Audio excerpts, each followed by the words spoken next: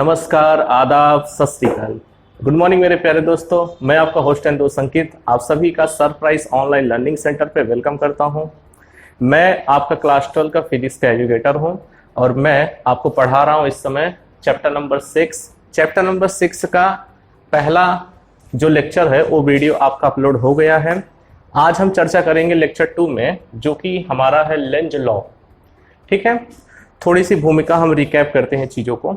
कल मैंने आपको बताया क्या था, फ्लक्स के बारे में बताया था कि चुंबकीय फ्लक्स क्या होता है।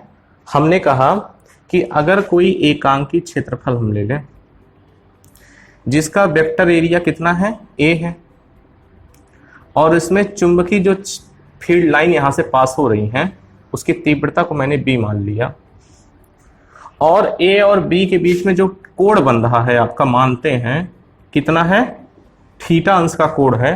तो मैंने आपको बताया था कि जो फाई बी लगेगा, फाई बी मतलब क्या है कि चुंबकीय जो फ्लक्स होगी B vector B dot vector A होगा, या हम यूं कहें कि phi B is equal to B A cos theta होगा। यहां से हमने 3 कंडीशन बताया था आपको कि अगर थीटा आपका 0 होगा तो इसका मतलब आपके फ्लक्स पॉजिटिव है। फ्लक्स पॉजिटिव होने पे क्या होगा कि फील्ड लाइन क्षेत्र से बाहर निकलेंगे। दूसरा बताया था कि अगर फ्लक्स 90 होगा तो थीटा 90 होगी तो फ्लक्स आपका 0 हो जाएगा। तीसरा कंडीशन आपको बताया था कि अगर थीटा 180 बने इसका मतलब फील्ड लाइन बाहर ना निकल करके अंदर की तरफ जा रही है। उसी के साथ साथ मैंने एक चीज और बताया था, इलेक्ट्रोमैग्नेटिक इंडक्शन, उसको भी समझ लेते हैं एक बार।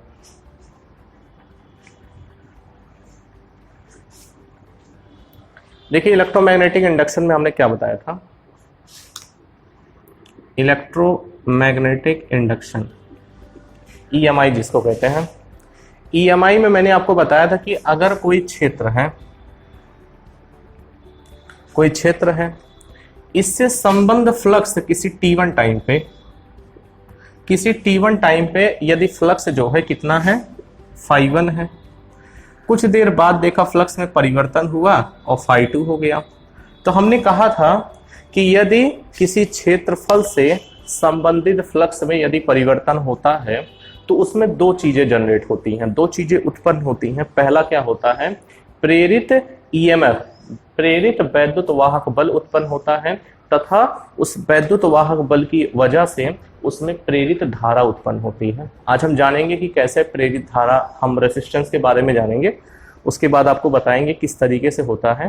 लेकिन आप इतना चीज जानिए कि अगर कोई भी पृष्ठ से संबंध कोई फ्लक्स है और हम फ्लक्स में समय के अंतराल में परिवर्तन कर रहे हैं तो उसमें प्रेरित वैद्युत वाहक बल तथा आपका प्रेरित धारा दोनों उत्पन्न होगी, और पूरी घटना हमारी कहलाती है कि वैद्युत वाहक आपकी इलेक्ट्रोमैग्नेटिक इंडक्शन कहलाती है।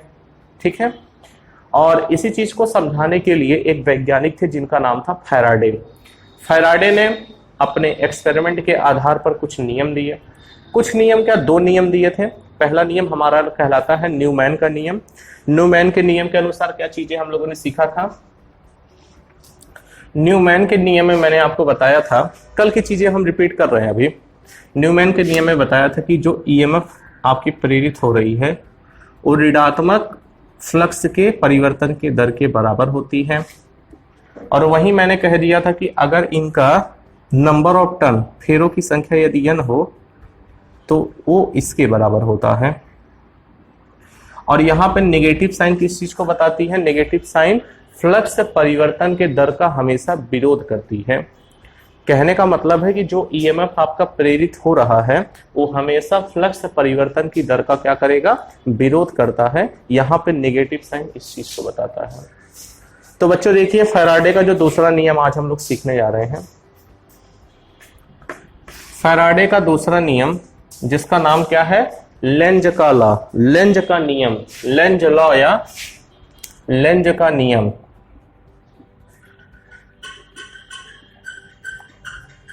लेंज का नियम, ठीक है।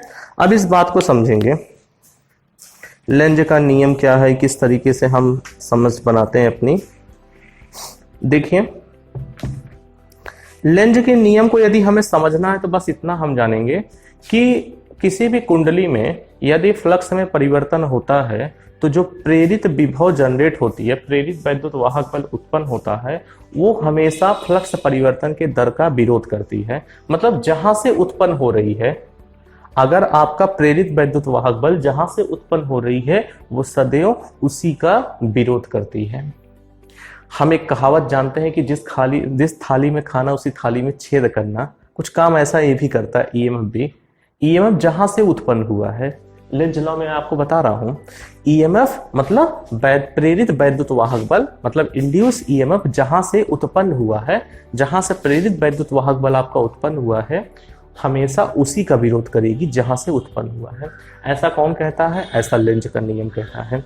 लेंज का नियम किस संरक्षण नियम पर आधारित है? तो बच्चों ध्यान में रखिए, यह ऊर्जा के संरक्षण नियम पर आधारित है। बहुत बार पूछा गया है, आप पेपर वगैरह देंगे, एमसीक्यू जब सॉल्व करेंगे बहुविकल्पीय प्रश्नों को, तो उसमें बहुत बार ये चीज पूछा गया है कि लेंज का नियम किस संरक्षण के नियम पर आधारित है। तो आ जाएगा द्रव्यमान, संवेग, ऊर्जा। तो ध्यान में रखिए, ऊर्जा के संरक्षण नियम पर आधारित होता है। तो इसके स्टेटमेंट को लिखते हैं हम यहाँ पे। लिखिए, किसी परिपथ में लिखेंगे लेंज लॉ, आप लोग हेडिंग डाल दीजिए लेंज लॉ, या इसको लेंज का नियम कहते हैं। लेंज का नियम कहते हैं। अब देखिए लेंज का नियम क्या है। लेंज के नियम की अगर बात करें, किसी परिपथ में प्रेरित वैद्युत वाहक बल, किसी परिपथ में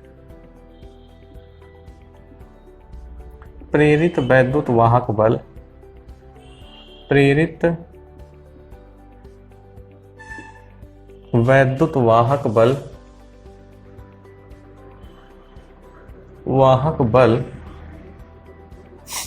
तथा प्रेरित धारा की दिशा, तथा प्रेरित धारा की दिशा सदैव ऐसी होती है कि वह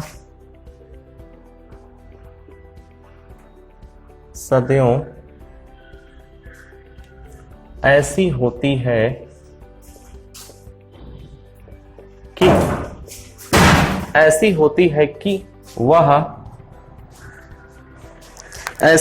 है कि वह उस कारण का विरोध करती है, वह उस कारण का विरोध करती है, वह उस कारण का विरोध करती है जहां से यह उत्पन्न हुआ है, जहां से यह उत्पन्न हुआ है, जहां से यह उत्पन्न हुआ है। तो बच्चे एक चीज ध्यान देंगे कि हम इस चीज को समझेंगे कि जो प्रेरित वैद्युत वाहक बल या प्रेरित धारा, सदैव प्रेरित धारा की दिशा वही होगी जहां से उत्पन्न हुई है, सदैव उसका क्या करती है? विरोध करती है। देखिए, किसी परिपथ में प्रेरित वैद्युत वाहक बल तथा प्रेरित धारा की दिशा ऐसी होती है कि वह उस कारण का विरोध करती है जहां से यह उत्पन्न हुआ है। इस बात को समझेंगे हम, बहुत सारे न्यूमेरिकल भी देखने वाले हैं इस पे, समझिए बातों को, सब बताएंगे आपको। आप देखिए किस तरीके से चलते हैं। यहाँ पे स्टेटमेंट लिख लिया, और मैंने बताया था किस संरक्षण के नियम पर आधारित है? ऊर्जा। तो नोट में एक बात और आप लिख लीजिए, यहाँ पे नोट में बच्चों एक चीज लिख लीजिए, नोट यहां पे डालेंगे, लिखेंगे कि लेंज का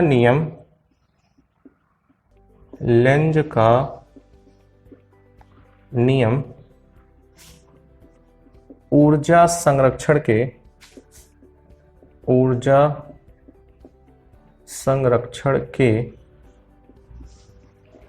नियम पर, ऊर्जा संरक्षण के नियम पर आधारित होती है, आधारित होती है। Law of conservation of energy पे डिपेंड करती है। किस पे? ऊर्जा के संरक्षण नियम पर। इस चीज को आप ध्यान में रखेंगे। अब हम कुछ क्वेश्चन बता रहे हैं, अभी करवाएंगे, फिर उसके बाद लेंज का नियम आपको अच्छे से समझ में आ जाएगा। बिल्कुल भी घबराने की यहां पे जरूरत नहीं है हमें।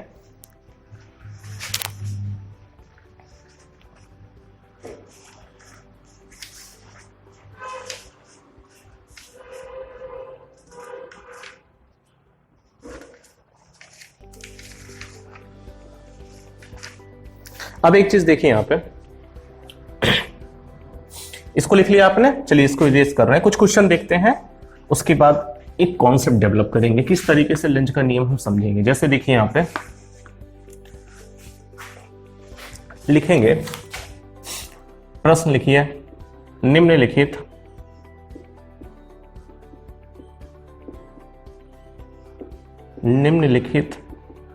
कुंडलियों में, निम्नलिखित कुंडलियों में प्रेरित धारा की दिशा बताइए।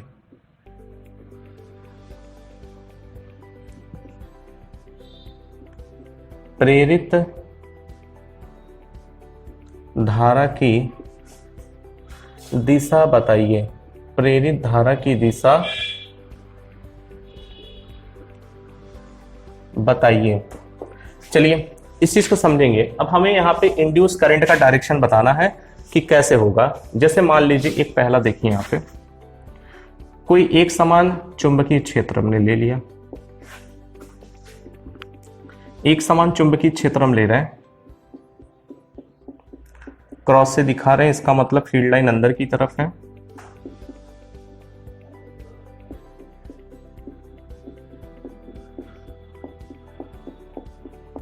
ये आपका क्या है? एक समान चुंबकीय क्षेत्र है जिसकी तीव्रता क्या है? b है। अब इसमें एक कुंडली हम, चलिए यहां पे जा रही है, कोई कुंडली है, इसका नाम क्या है? A B C D। कुंडली का नाम क्या है बच्चों? A B C D है। ठीक है, कुंडली का नाम क्या है? A B C D है। अब एक चीज देखिए यहां पे, अगर ये V वेग से अंदर की तरफ जा रही है और एक कुंडली है आपका यहां पे, चलो मान लो एक कुंडली फर्स्ट है और एक कुंडली बाहर निकल रही है, यहां पे है,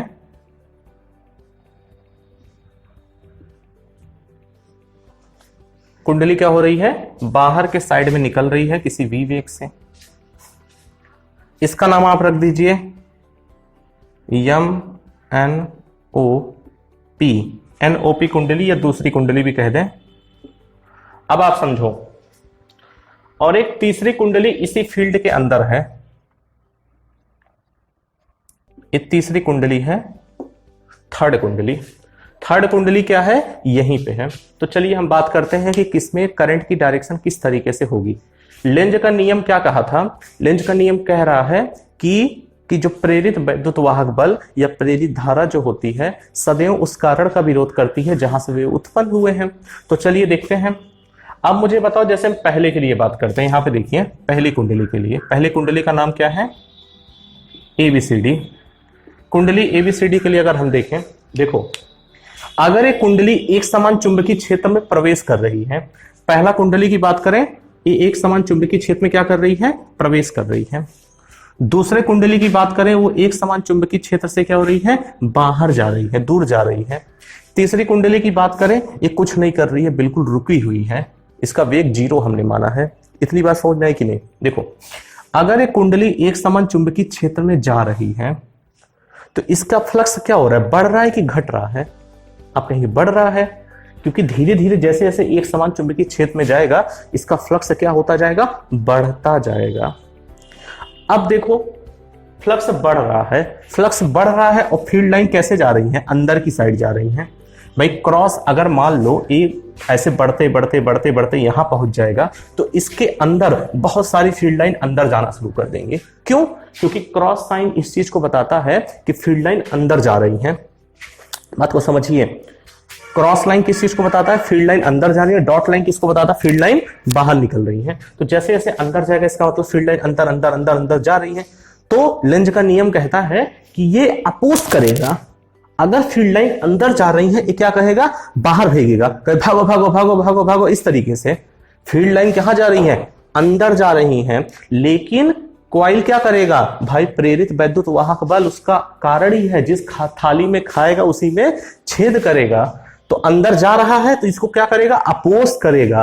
अपोज करेगा मतलब बाहर भेजेगा, और बाहर भेजेगा तो यहां कौन सा पोल बनेगा? नॉर्थ पोल बनेगा।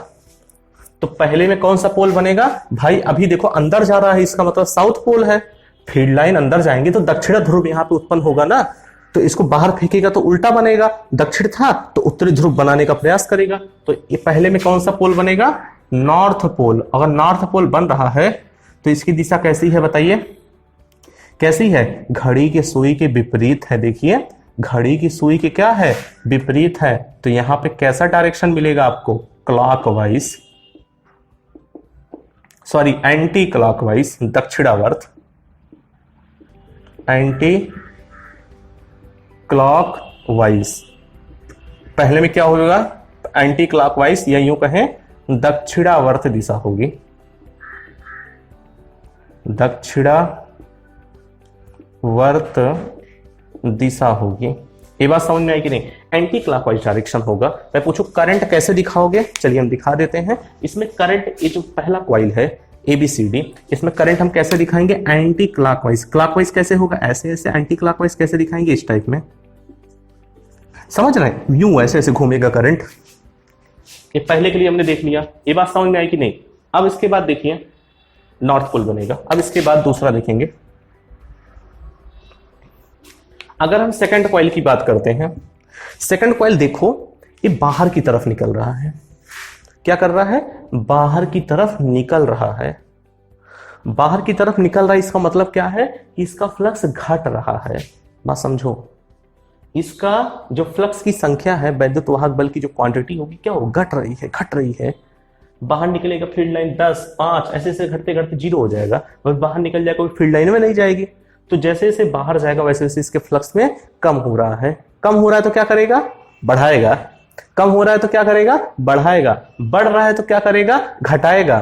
तो यहां पे क्या हो रहा है? कम हो रहा है। कम हो रहा है, बढ़ाएगा। बढ़ेगा कैसे? फील्ड लाइन क्या हो रही है? अंदर जा रही है ना, और धीरे धीरे बाहर निकलेगा तो कम होना शुरू करेगा। कम होना शुरू करेगा, कहेगा कम नहीं होना देंगे, बढ़ाएंगे। बढ़ाएगा कैसे? जैसे बाहर निकलेगा तो फील्ड लाइन और अंदर आना शुरू कर देगा। बात को समझिए, कम हो रहा है ना तो बढ़ाने का प्रयास करेगा। कम हो रहा है, बढ़ाने का।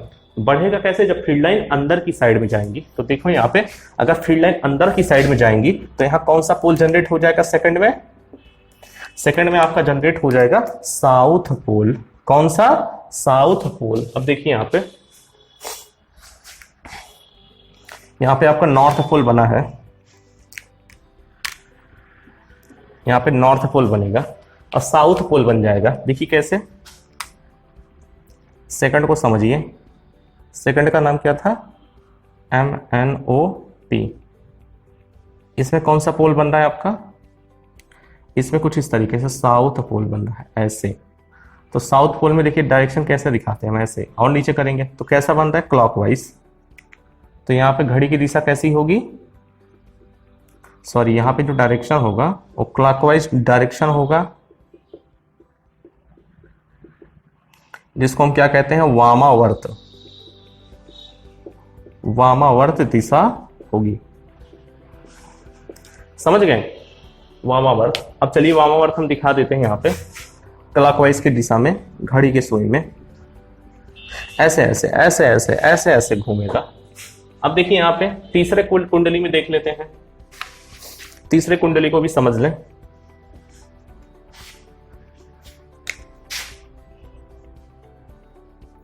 तीसरी कुंडली को अगर आप देखेंगे, तीसरी को देखो, तीसरे में देखिए हट ही नहीं रहा है, फ्लक्स में कोई परिवर्तन ही नहीं है।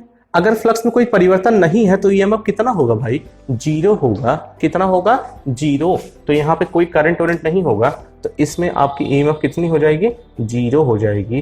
करंट कितना होगा, जीरो होगा, कुछ होने वाला नहीं है। ये बात समझ गए। इसका स्क्रीनशॉट ले लो आप लोग, स्क्रीनशॉट लीजिए, फिर आगे बढ़ा रहे हैं आपको।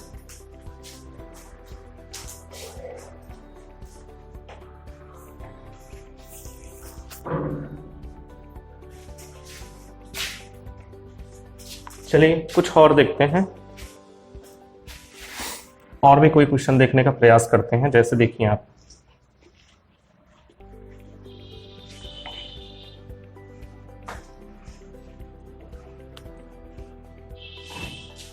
जैसे इसको देखो, एक कॉइल है, एक कॉइल है। अब यहीं पे चुंबक हमने लिया, या हम यहां पे बनाते हैं एक बार, तब सही रहेगा। दो प्रश्न हम यहां पे लेते हैं दो तरीके से।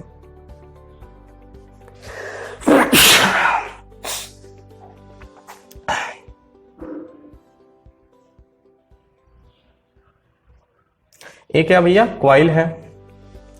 अब यहीं पे हमने चुंबक रख दिया।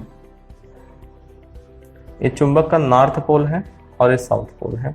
ठीक है, ये पहला क्वेश्चन हो गया मान लो।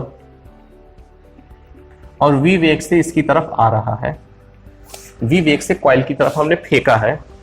अब यहां देखो,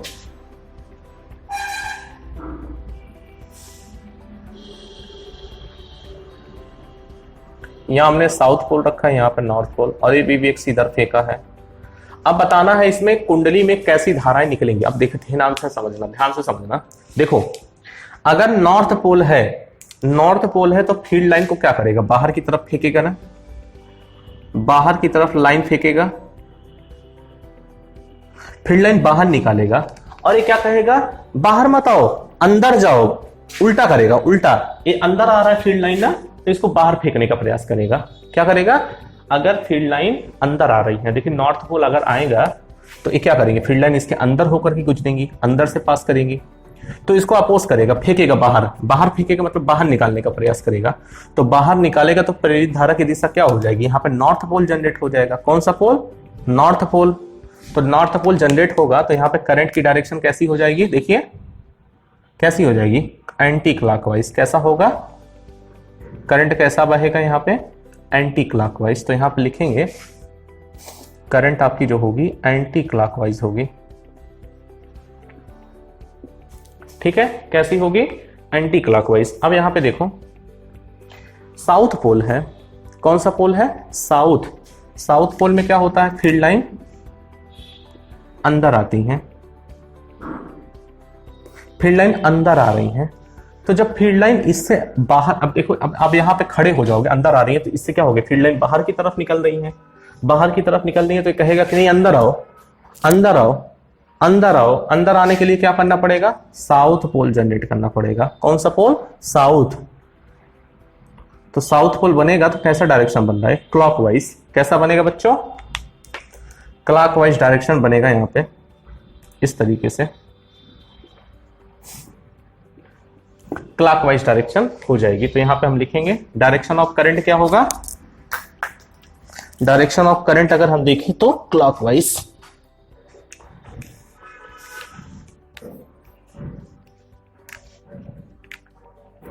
यहां पे क्या लिखेंगे, क्लॉकवाइज डायरेक्शन हो गए, क्लॉकवाइज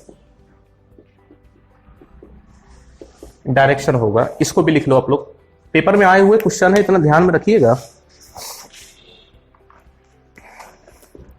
क्वेश्चन भाई बहुत ध्यान से आप लेके चलेंगे, ये सारे के सारे क्वेश्चन आए हैं आपके पेपर में।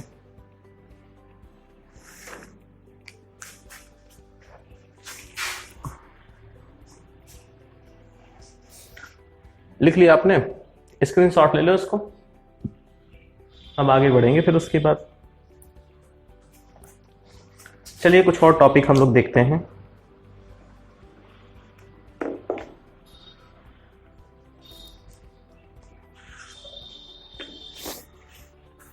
देखिए यहाँ पे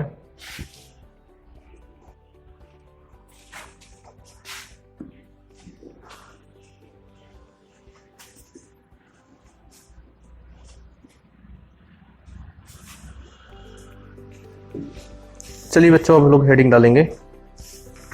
कुछ बचे हुए टॉपिक उनको भी समाप्त कर दें।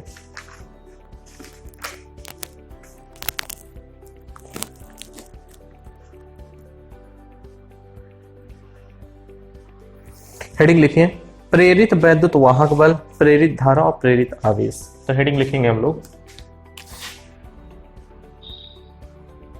प्रेरित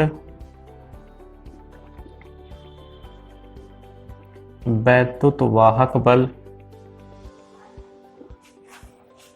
प्रेरित वैद्युत वाहक बल, प्रेरित धारा, प्रेरित धारा तथा प्रेरित आवेश तथा प्रेरित आवेश।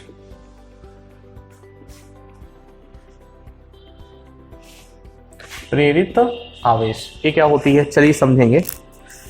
अब देखो, हमने आपको बताया था कि जो प्रेरित वैद्युत वाहक बल है ये हमेशा फ्लक्स परिवर्तन के ऋणात्मक दर के बराबर होती है। तो लिखेंगे यहाँ पे, यदि किसी n फेरों वाली कुंडली, लिखेंगे फॉर्मूला है, इसको लिख के चलिए, पेपर में पूछ लिया जाता है तो ध्यान में रखेंगे। यदि किसी n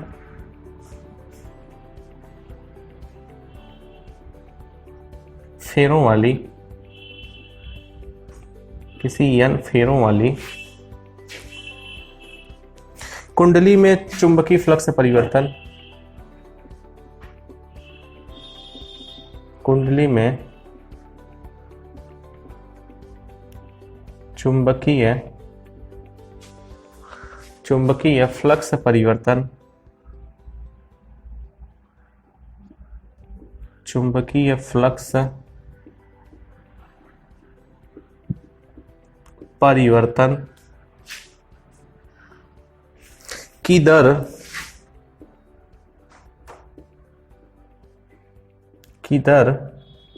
डी फाई बी बटा dt हो तो, डी फाई बी बटा dt हो तो परिपथ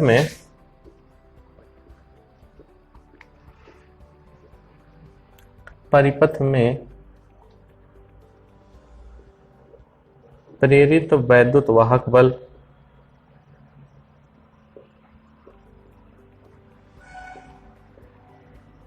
प्रेरित वैद्युत वाहक बल प्रेरित वैद्युत वाहक बल किसके बराबर हो जाएगा, E is equal to minus n d phi B बटा डी टी होगा। इसको लिख लीजिए,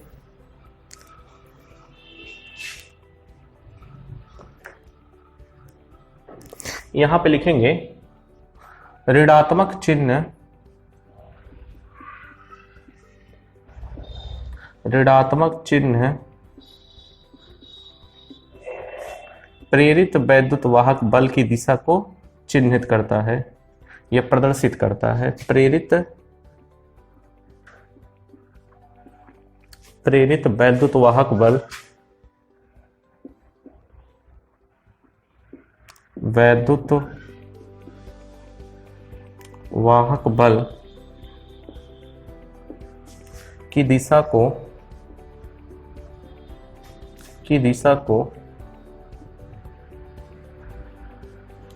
प्रदर्शित करता है। क्या करता है, प्रदर्शित करता है। ये बात समझ में आ गई आपको। चलिए, अगर मानते हैं कि कुंडली यदि बंद है, अगर हमने मान ली कि कोई बंद कुंडली है और जिसमें जो धारा है उसका, सॉरी, जिसमें कुंडली की प्रतिरोध R है, तब प्रेरित धारा कितनी होगी। तो यहां पे लिखेंगे, लिखिए, यदि कुंडली बंद हो तो यदि कुंडली बंद हो तब, यदि कुंडली बंद हो तथा उसका प्रतिरोध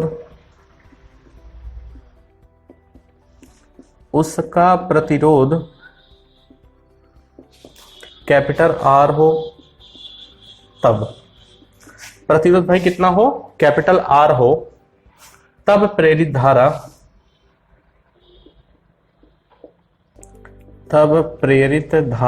होगी, तब प्रेरित धारा होगी किसके बराबर,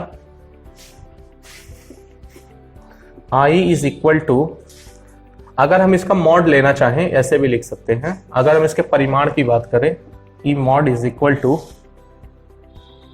एन, सिर्फ परिमाण की अगर हम बात करें डी फाइव बी बटा डी टी होता है। ठीक, तो यहां से परिमाण ही हम लेंगे, तो इसको आर से भाई डिवाइड कर देंगे ना, कितना होता है ई अपॉन टी होता है। तो यहां से बच्चों आई बराबर कितना आ जाएगा, ई की वैल्यू कितनी है एन डी फाइव बी बटा डी टी अपॉन आर, ये आपकी प्रेरित धारा हो जाएगी। प्रेरित धारा का परिमाण किसके बराबर होगा, I is equal to N R D five B बटा डी टी। ठीक है, अब प्रेरित आवेश देखते हैं। अब प्रेरित आवेश हम देखेंगे कैसे निकालेंगे। लिखिए, इस समीकरण से यह स्पष्ट होता है कि, लिखेंगे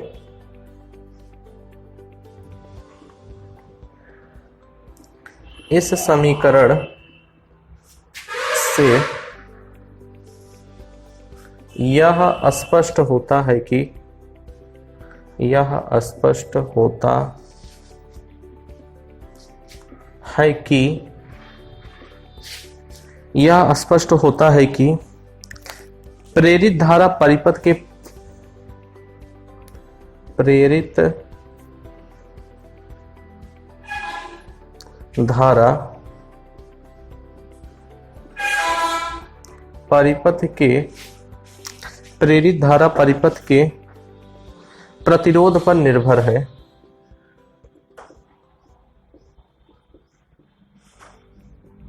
प्रतिरोध पर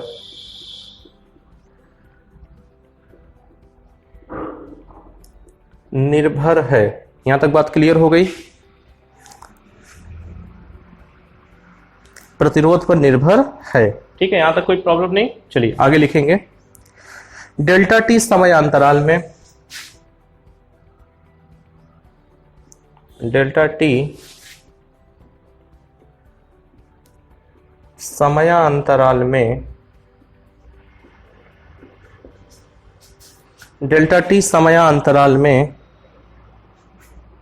परिपथ में प्रेरित आवेश,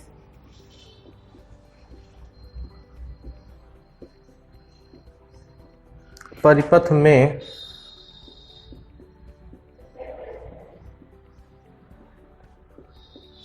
प्रेरित आवेश, प्रेरित आवेश किसके बराबर होगा भाई, हम जानते हैं क्या, क्यों Q is equal to I t होता है, और हम डेल्टा टी समय में यदि निकाल रहे हैं तो Q बराबर कितना हो जाएगा, I into delta T.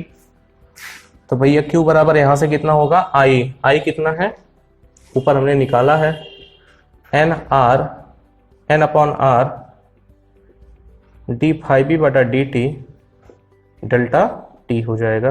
Clear है, डेल्टा टी हो जाएगा। यहां तक कोई प्रॉब्लम नहीं है।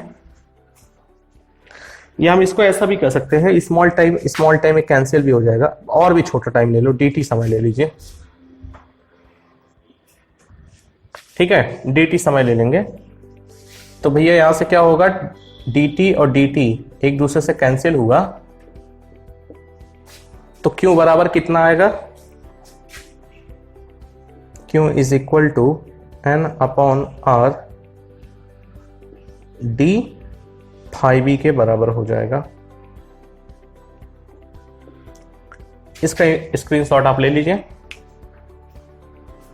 स्क्रीनशॉट ले लीजिए, फिर उसके बाद हम बढ़ेंगे म्यूचुअल स्वप्रेरण की तरफ।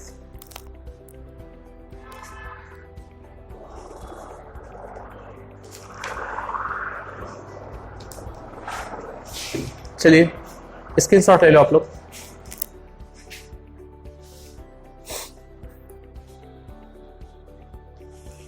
ओके,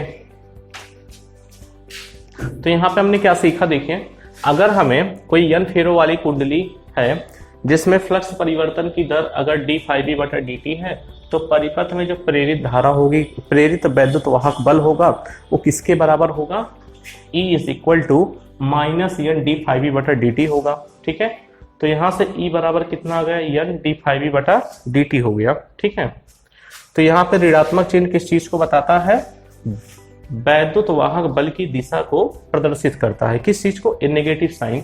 नेगेटिव साइन बता रहा है कि जहां से वैद्युत वाहक बल आपका उत्पन्न हुआ है वो इसी का मतलब उसी का क्या करेगा, विरोध करेगा। अभी भी मैंने आपको लेंज के नियम में बताया इस चीज। ठीक है, अगर हमने मान लिया कि कुंडली कैसी है, क्लोज है, उसका प्रतिरोध R है, तब आपसे प्रतिरोध अगर प्रेरित धारा यदि पूछा जाए, इंड्यूस करंट I, तो I बराबर कितना हो जाएगा, E अपॉन टी। E का हम सिर्फ क्या लेंगे, मॉड लेंगे। मॉड का मतलब नेगेटिव साइन को हम नहीं लेंगे। ठीक है, क्योंकि हम मैग्नीट्यूड की बात कर रहे हैं, परिमाण की बात कर रहे हैं। ठीक है, तो I बराबर कितना हो जाएगा, N upon R d phi b बटा dt। ठीक है, यहां से क्या स्पष्ट हो रहा है, इस समीकरण को आप देखोगे तो यहां से लग रहा है कि जो प्रेरित धारा है वो प्रतिरोध का क्या कर रहा है, ये डिपेंड कर रहा है, एक दूसरे पर निर्भर है। तो इसी बात को हमने यहां लिखा। अब आगे देखिए, अगर मान लो हमें प्रेरित आवेश निकालना है तो कैसे निकालेंगे। अगर मैंने मान लिया कि डेल्टा टी समयांतराल में परिपथ में प्रेरित आवेश अगर मुझे निकालना है तो Q is equal to I into t होता है, dt ले लिया, I के स्थान पे I रखा, dt से dt कैंसिल, तो Q बराबर कितना आ गया, N upon R d phi b। ये आपका फॉर्मूला निकल गया। ठीक है, अब इसके बाद हम जो सीखेंगे उसका नाम है स्वप्रेरण। काफी इंपॉर्टेंट टॉपिक है, लगभग सालों में आया हुआ है, तो हेडिंग लगा लीजिए आप लोग, स्वप्रेरण।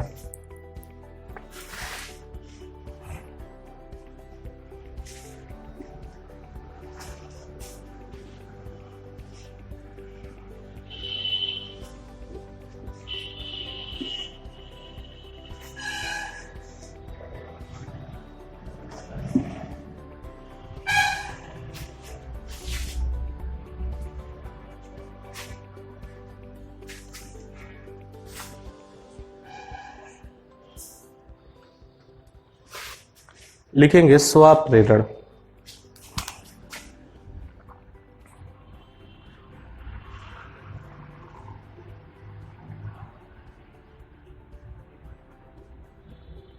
स्वप्रेरण का मतलब क्या होता है, सेल्फ इंडक्शन।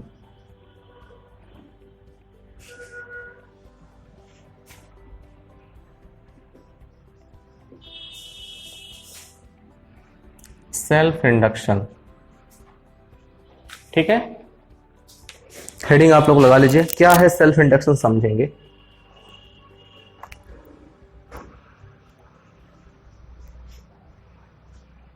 देखिए यहां पे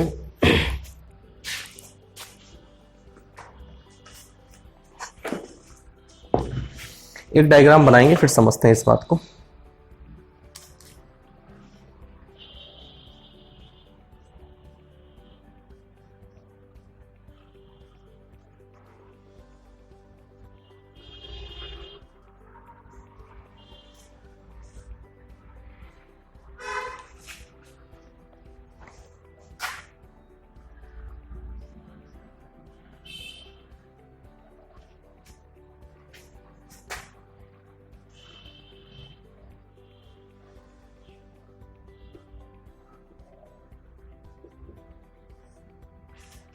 इसको बनाइए आप सब।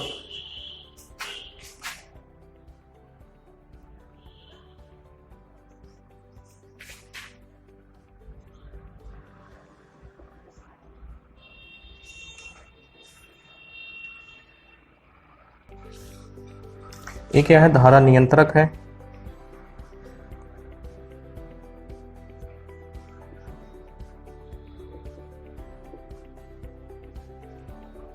बैटरी,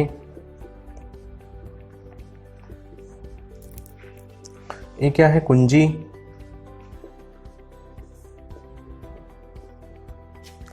धारा नियंत्रक, कुंजी, बैटरी। उसके बाद अब देखिए यहाँ पे अब यहाँ पे प्रेरित धारा मान लीजिए कुछ इस टाइप में बह रही है। समझा रहे, पहले डायग्राम को बना लेते हैं तो उसकी बात समझेंगे यहाँ पे।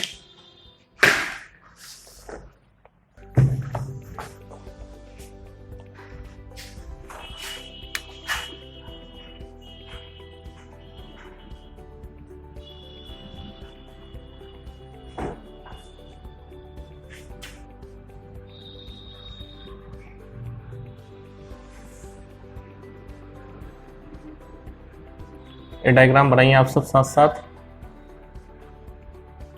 देखिए यहाँ पे आपके पास एक कुंडली है, एक ही कुंडली है। इस कुंडली में बैटरी लगी है और इस कुंडली में धारा बह रही है। तो समझिए, अगर कोई कुंडली मानते हैं कि कोई कुंडली है और उससे बद्ध कोई फ्लक्स है, चुंबकीय फ्लक्स है, और हम उस चुंबकीय फ्लक्स में परिवर्तन करते हैं तो वैद्युत वाहक बल जनरेट होगा।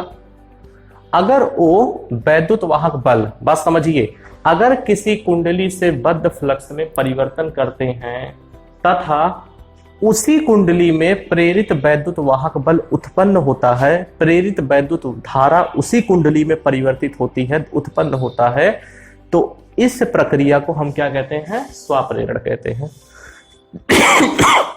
सॉरी, देखिए यहां पे मैंने क्या बताया कि यदि किसी कुंडली से बद्ध फ्लक्स में परिवर्तन करते हैं और उसी कुंडली में प्रेरित धारा तथा प्रेरित वैद्युत वाहक बल उत्पन्न होता है, मतलब जहां की धारा वहीं का प्रेरित धारा, समझिए, जहां की धारा वहीं की प्रेरित धारा और प्रेरित वैद्युत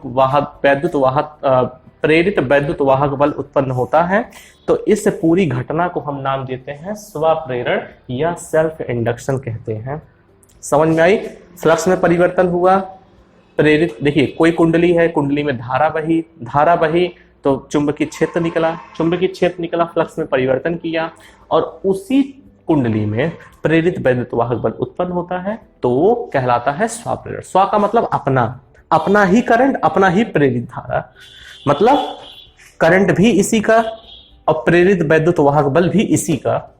तो दोनों चीजें जब सेम हैं तो उस प्रोसेस को हम क्या नाम देंगे? सेल्फ इंडक्शन कहेंगे। आई बात समझ में? तो इसकी डेफिनेशन हम लिखेंगे, डायग्राम अब तो बना लिए होंगे, लिखिए बच्चों।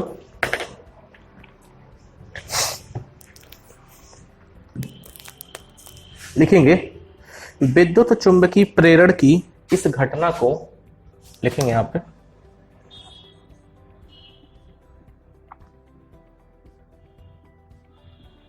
विद्युत चुंबकीय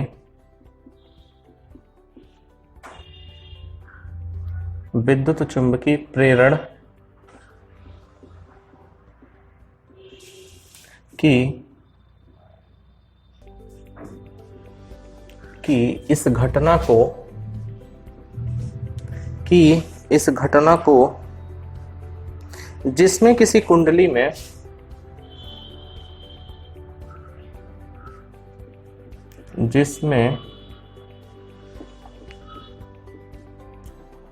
किसी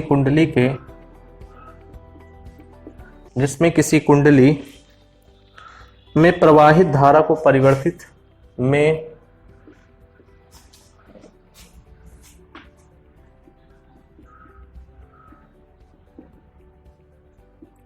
प्रवाहित धारा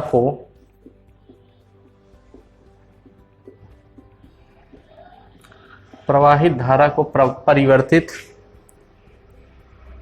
करने में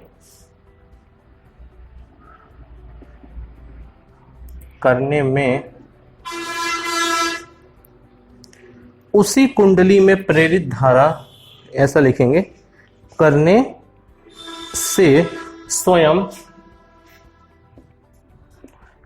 से स्वयं उसी कुंडली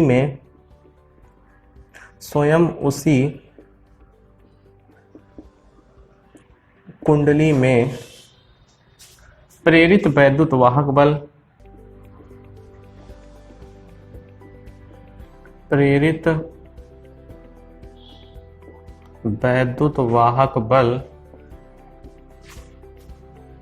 या प्रेरित वैद्युत धारा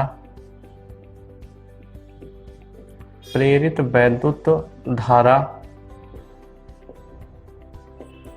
उत्पन्न हो तो या उत्पन्न होती है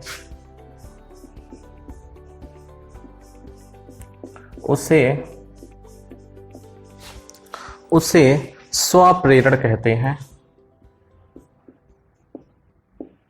उसे स्वप्रेरण या ब्रैकेट में कहें सेल्फ इंडक्शन।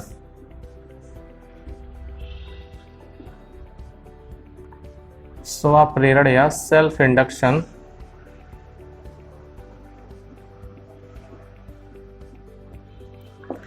इंडक्शन कहते हैं। ठीक है, एक बार समझेंगे। देखिए क्या हमने लिखाया कि विद्युत चुंबकीय प्रेरण की इस घटना को जिसमें किसी कुंडली में प्रवाहित धारा परिवर्तित करने से, देखिए ध्यान से, जैसे इसमें करंट बहा, अब हमने धारा नियंत्रक से करंट को चेंज करना शुरू किया, करंट को ऊपर नीचे किया, करंट क्या कर दिया हमने, चेंज किया।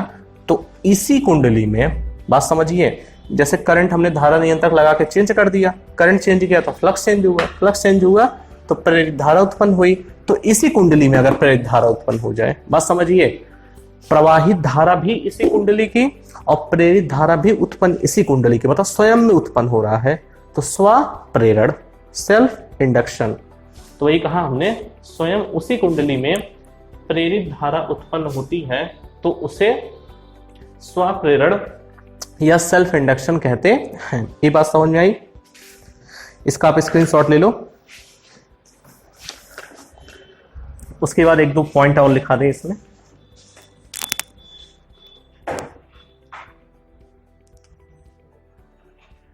या इसी में लिख लीजिए, लिखेंगे आगे। लिखिए प्रेरित धारा सदैव, यहीं पे लिखेंगे,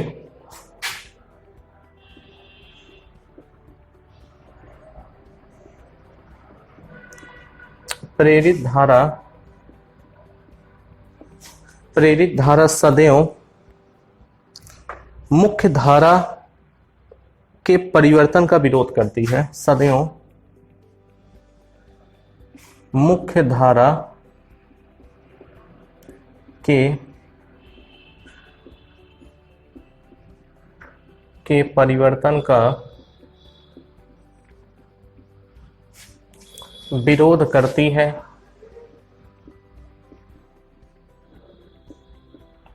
सदैव मुख्य धारा के परिवर्तन का विरोध करती है। आगे लिखेंगे,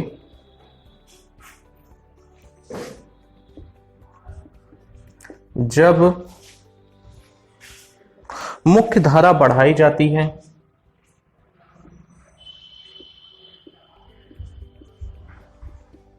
जब मुख्य धारा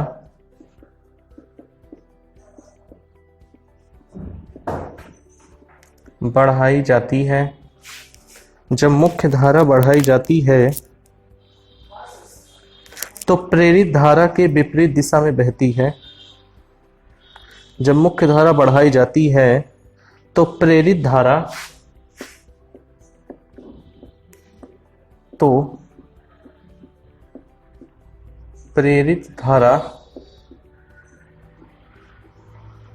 मुख्य धारा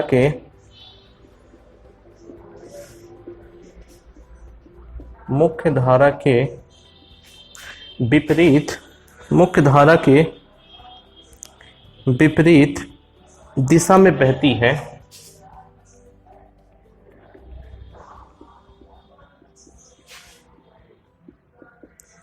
दिशा में बहती है, दिशा में बहती है। आगे लिखेंगे,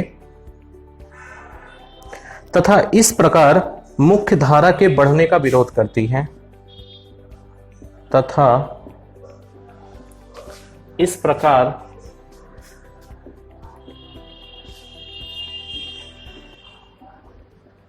मुख्य धारा के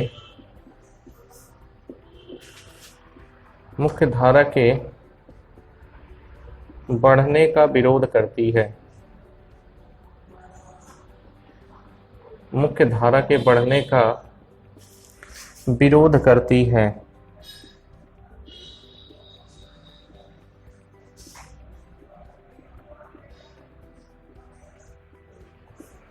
मुख्य धारा के बढ़ने का विरोध करती है। और एक पॉइंट हम लिखना चाहें तो लिख सकते हैं इसमें, नहीं तो ठीक है, बस यहां से ही कॉन्सेप्ट बन सकता है। देखिए यहां पे अगर आप इस धारा नियंत्रक के द्वारा क्या करेंगे कि अगर जो प्रेरित धारा, जो मुख्य धारा है, अगर आप उसका मान बढ़ाएंगे तो प्रेरित धारा उसके विपरीत दिशा में बहेगी, तो इसके कारण मुख्य धारा का परिमाण क्या हो जाएगा, कम हो जाएगा। तो इससे स्पष्ट हो रहा है कि जो प्रेरित वैद्युत धारा है वो सदैव मुख्य धारा का क्या करती है, विरोध करती है। इस पॉइंट को भी आप लिख लीजिए। और हम आज के लिए इतना ही रख रहे हैं। कल हम आपको पढ़ाएंगे, इसका कुछ और भी फॉर्मूलाज है, डेरिवेशन है, संबंध आपको बताएंगे, फिर म्यूचुअल इंडक्शन पे पढ़ेंगे। तो आज के लिए इतना ही। Thank you and have a nice day. जय हिंद, जय भारत।